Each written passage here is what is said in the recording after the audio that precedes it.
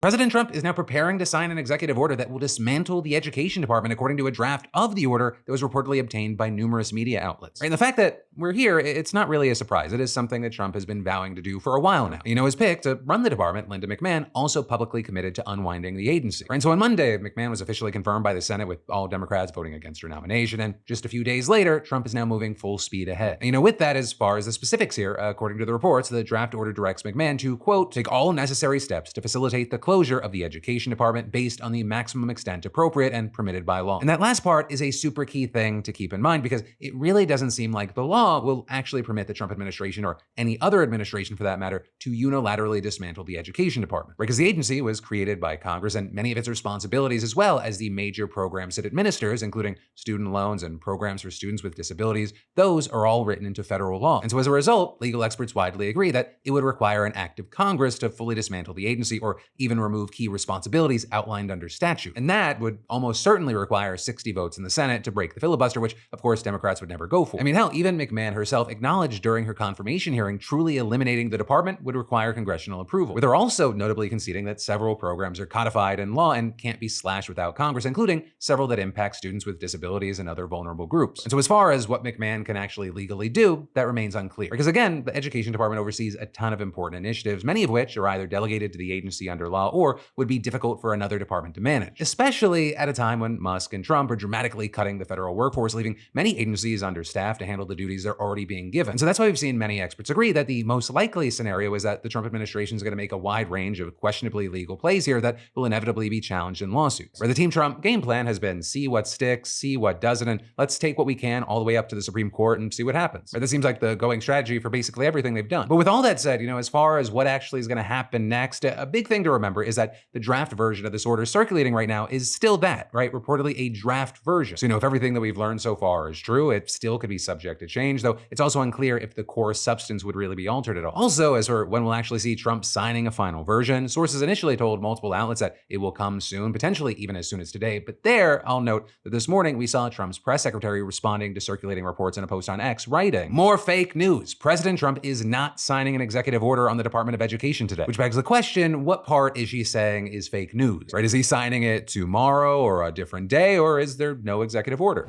Hey, thanks for watching, and I hope you enjoyed this clip from the full Philip DeFranco show. And also, a big thanks to Squarespace for sponsoring our Clips channel. Turn your passion into profit over at squarespace.com/Phil, or use the QR code. Because whether you're launching a business or a lucrative side hustle, your website is your digital business card. It's the only space where you control the story, no algorithms or distractions. And with Squarespace, it's so easy because they got a ton of stunning professional templates with drag and drop editing that makes site design incredibly simple, no coding required. So get started for free at squarespace.com/Phil, or scan the QR code on screen and use code Phil for 10% off when ready to launch. Squarespace.com/Phil.